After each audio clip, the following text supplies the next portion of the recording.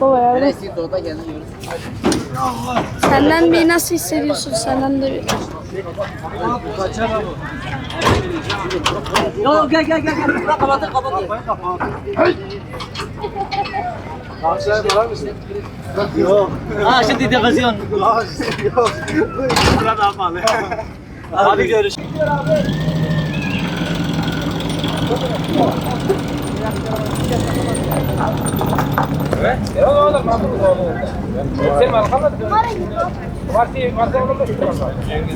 Benim ismim Ömer Şahlı. Vallahi gördüğün gibi piyasada pek iyi gitmiyor. Hayvanlar satışı iyi değil yani. Ağır gidiyor yani. Satışlar ağır gidiyor. Yok fazla talep yok ya bugün. Vallahi 4 gün buradayız. Yarın da olabilir. Belki de satılmaz yani bu gidişle. Yem parası çıkmaz. Yer parası, yem parası, işçi parası. Vallahi Kurban Bayramı iyi satılırsa bizim için iyi ifade ediyor. Satılmazsa yemci parası, ilaç parası elde kalırsa yani zarar. Geçim iyi değil yani. Bütçeye göre pahalı diyorlar ama yani geçen seneye göre yine uygundur yani. Geçen sene de 16, 20, 30 arasıydı. Bu sene de aynı öyle yani. Küçük başlar fazla pahalı değil yani. Küçük baş 20'dir, 30-40 arası gidiyor yani. Fazla pahalı değil. Millet ne yapsın? Millete para yok. Olmadığı için alamıyorlar.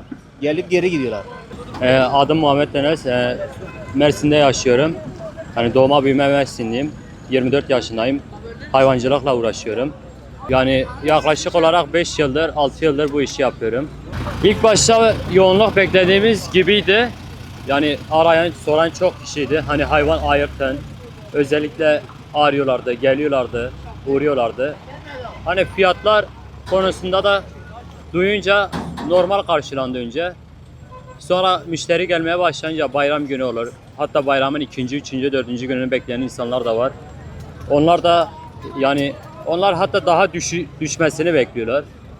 Bizim için normal olmuyor aslında öyle şeyler. Şöyle söyleyeyim. Hani yem fiyatları fahiş olmuş. Baya bir yüksek. İlaç aynı şekilde. Hani bizi bu durumda yani zarara da uğratabiliyor, yeri geliyor. Abi kimine göre daha iyi, yani normal karşılanıyor, kimine göre çok yüksek karşılanıyor. Hani yüksek karşılanmasının sebebi de aynı söylediğim şekilde yemle ilaç gibi bu tür faaliyetlerin yüksek fiyatlara boy göstermesidir. Emeğimizin karşılığını öncesine alıyoruz.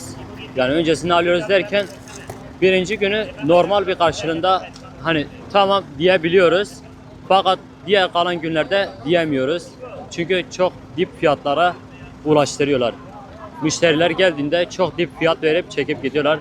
Ya da şöyle bir tabir kullanıyorlar bize. Biz hayvancı, besici arkadaşlar.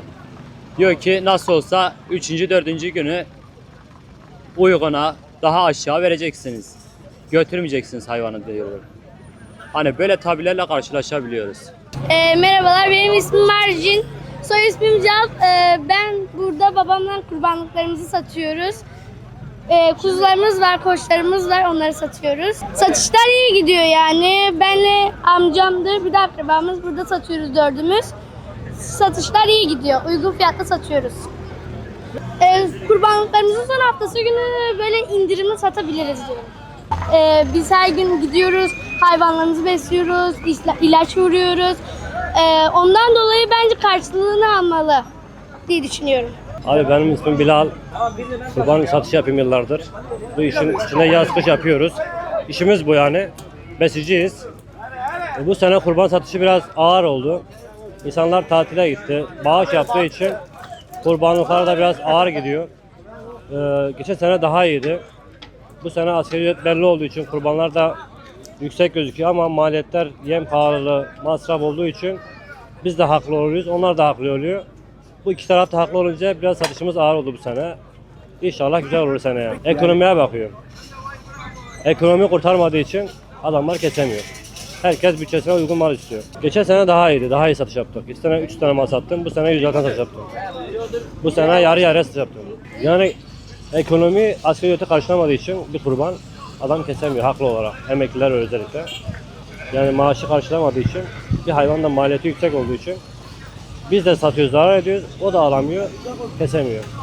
Yani Kurban Bayramı bizim 11 ay çektiğimiz emeğinin bir ay karşılığı biraz fazla bir kar olsun diye bütün mücadelemiz. O da tabii bazı arkadaşlarımız kar ediyor, çoğu da zarar ediyor yani. Biraz zor iştir bu işler. O yüzden inşallah seneye daha güzel olmasını diliyorum. Herkesin Kurban Bayramı kutlu olsun. Benim adım Akif abi.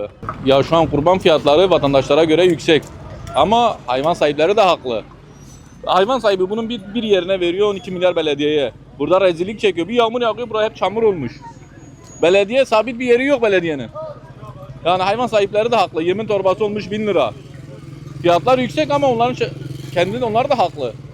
Onların maliyeti yüksek olduğu için yüksek veriyor. Bu adam bu hayvanı erken satmak ister. Ama satamıyor. Yani bunun suçlusu hayvan sahipleri değil ki. Ben de bir vatandaş olarak hani alım gücü gerçekten düşmüş. Belediye buraya ne hizmet ediyor? Hizmeti yok. Bırakmış buraya sabit bir yeri de yok. Sabit bir yer yapsa vatandaş da rahat eder. Hayvan sahipleri de rahat eder. Ama öyle bir yeri yok. Bu hayvan geçen sene de aynı fiyattı. Ama ne yem aynı fiyattı ne buranın yeri aynı fiyattı. Peki Alamıyor ki, bir asgari ücret olmuş 28 bin lira. Hayvanla eşit olmuş. Bu adam ne yiyecek? Bayram harçlığını nasıl yapacak? Kirası ne olacak? Yani alım gücü yok. Gerçekten ülkede alım gücü yok. Ondan dolayı vatandaş bu halde.